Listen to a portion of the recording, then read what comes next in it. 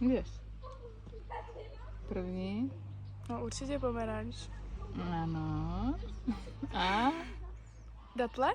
Výborně. Druhá. Tonka fazole? Wow, ano.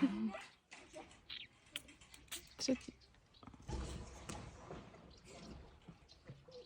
To je karamelizovaná vanilka? To máš ráda, veď? Ne. Ty krásu. Desert flowers? Ne. Ještě ti dám druhý pokus. Jo, to je takový to, co máš hodně ráda.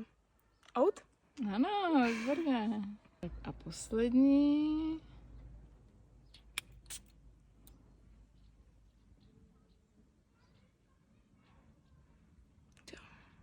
To je hodně výrazný. Jo, je to výrazný.